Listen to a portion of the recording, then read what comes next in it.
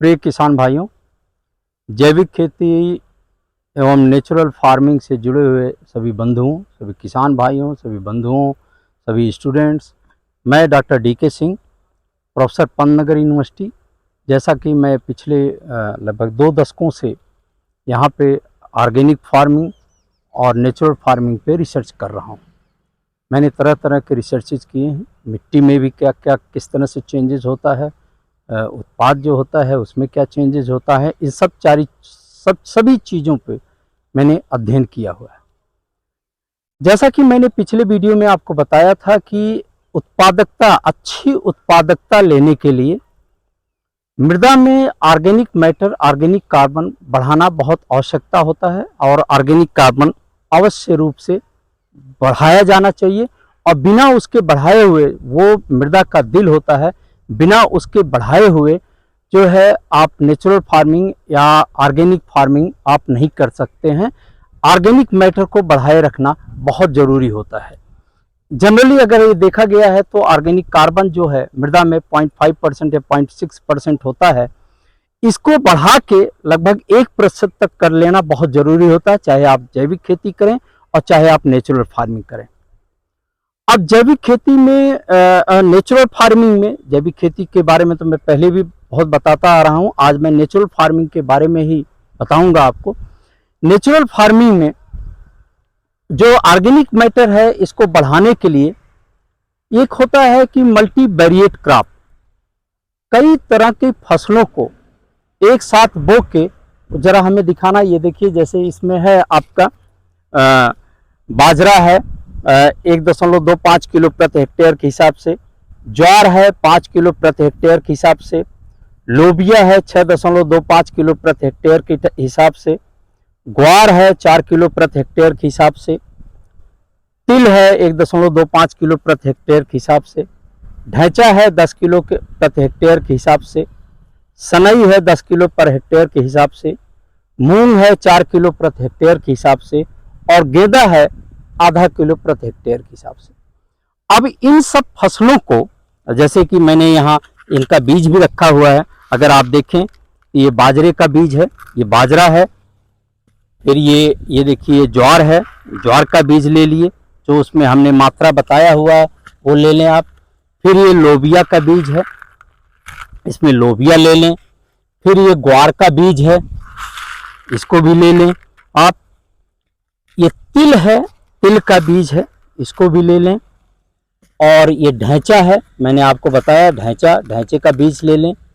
सनई का बीज ले लें, सनई ये बहुत अच्छा हरी खाद के रूप में इसका प्रयोग किया जा सकता है। मूंग का बीज ले लें, मूंग ये, और गेंदा के बीज ले लें, जैसा कि यहाँ ये रखा हुआ गेंदा के बीज।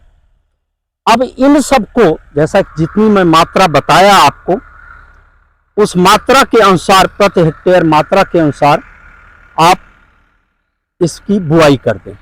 पहले पानी लगा लें, अच्छा सा मॉइस्चर, नमी बना लें, और अच्छा सा नमी बना के इन सबको मिक्स करके और बुआ दें। आप हमारे पीछे देखिए, ये मल्टी वेरिएंट क्रॉप लगा हुआ है, ये हमारा कंप्लीट नेचुरल फार्मिंग का ट्रीटमेंट है। इसमें बहुत सारे ये सारी फसलें इसमें लगी हुई हैं। इन सबको हमने मिक्स करके इसमें हमने बुआई किया हुआ है, कुछ छोटी हैं, कुछ बड़ी हैं, कुछ। तो आप इसमें ये देखेंगे कि देखिए इसमें कुछ जो सीरियल्स हैं, जैसे कि ज्वार है, बाजरा है, ये भी है। बहुत सारे पल्सेज हैं इसमें, लोबिया है, ग्वार है, सनई है, ढैंचा है, मूंग है। तो इसमें पल्सेज और जो सीरियल है, इन दोनों का मिक्स है। तो सीरियल में क्या होता है, पल्सेज में CN रेशियो कम होता है, तुरंत पोषक तत्व उपलब्ध कराते हैं। और जो सीरियल होता है वो लॉन्ग टर्म, इनका CN रेशियो थोड़ा सा ज़्यादा होता है, और लॉन्ग टर्म ये ऑर्गेनिक कार्बन बिल्डअप के लिए, हालांकि सब कुछ इसमें ऑर्गेनिक कार्बन बिल्डअप के लिए होते हैं। और इसमें कुछ जैसे तिल है, ढैंचा है, कुछ ऐसे होते हैं जो कि मृदा सुधारक होते हैं, मृदा को सुधारते हैं। उसमें जो उस तरह से रोग लगने वाले जो जीवाणु होते हैं उन सब से, और कुछ इसमें स्मूदनिंग इफेक्ट भी होता है कुछ फसलों, जैसे ये सनई है, ढैंचा है, ढैंचा का भी, सनई का भी, इन सब का स्मूदरिंग इफेक्ट होता है। उसमें घास वगैरह बहुत कम जमती है, हालांकि जमती है थोड़ा बहुत, लेकिन बहुत कम जमती है।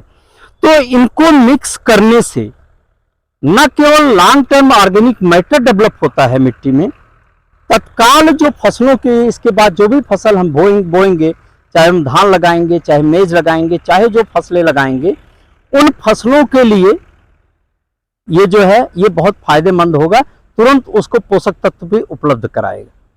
तो किसान भाइयों, इस तरह से अगर आप मल्टी वेरिएंट क्रॉप लेते हैं तो ये खरपतवार भी उसमें कम जमेंगे, क्योंकि कुछ स्मूदरिंग इफेक्ट भी होगा, साथ साथ उसमें long term organic matter, organic carbon develop होगा, और जो तुरंत पोषक तत्व चाहिए पौधों को वो पोषक तत्व भी उपलब्ध कराएंगे और साथ साथ स्मूदरिंग का भी काम करेंगे। तो ये जो मल्टी वेरिएंट होता है इसके लिए, क्योंकि मैंने आपको बताया कि ऑर्गेनिक कार्बन बिल्डअप होना, ऑर्गेनिक मैटर बिल्डअप होना, चाहे वो आप ढैंचा से, कुछ इसमें ट्रीटमेंट में ढैंचा भी लगा हुआ है और कुछ में मल्टी वेरिएंट क्रॉप लगा हुआ है। तो मल्टी वेरिएंट क्रॉप भी हमने देखा है कि इसके बहुत फायदे होते हैं। ये ढैंचा से भी, कभी कभी ढैंचे से भी अच्छा फायदा करता है। और साथ साथ जो हमारे 4 बेसिक प्रिंसिपल्स होते हैं नेचुरल फार्मिंग के, वो बेसिक प्रिंसिपल्स ये हैं: बीजामृत, जीवामृत, आच्छादा जो उस पे की उसको मल्चेज कवर कर देते हैं, और वापसा जो है वो बहुत ही आवश्यक होता है, चाहे वो हम धान लें। वापसा का मतलब एरेशन, हवा का आवागमन मिट्टी में। तो जब ऑर्गेनिक मैटर ज्यादा होगा, ऑर्गेनिक कार्बन ज्यादा होगा, तो ऑटोमेटिक जो वापसा होगा वो मेंटेन रहेगा। हवा का जो आवागमन होगा, अगर हम धान में लगाते हैं उसके लिए भी हवा का आवागमन ज्यादा। इसीलिए हमने ये पाया कि जब हम जैविक में धान लगाते हैं तो उनके जड़ों का ज्यादा विकास होता है, जड़ों में ऑक्सीडेशन ज्यादा प्रोसेस होता है और ऑक्सीडेशन ज्यादा होता है। तो अगर ये वापसा अगर आप मेंटेन करते हैं तो इससे जड़ों का विकास ज्यादा होगा, और जब जड़ों का ज्यादा विकास होता है तो वो ज्यादा सॉइल को एक्सप्लॉइट करती हैं, ज्यादा सॉइल को कवर करती हैं और पोषक तत्व मिट्टी से ज्यादा लेते हैं, जिससे हमारी उत्पादकता घटती नहीं है। उत्पादकता बनाए रखना ये बहुत जरूरी होता है, चाहे हम जैविक खेती करें, चाहे हम नेचुरल फार्मिंग करें। केवल हम क्वालिटी पे नहीं जा सकते, हमें उत्पादकता भी बनाए रखना उतना ही जरूरी होता है। तो इन सब चीजों को अगर आप मिला के आप मल्टी वेरिएंट क्रॉप अगर आप लेते हैं तो उससे मिट्टी की जो स्वास्थ्य है वो भी बना रहेगा, उत्पादकता हमारी अच्छी रहेगी।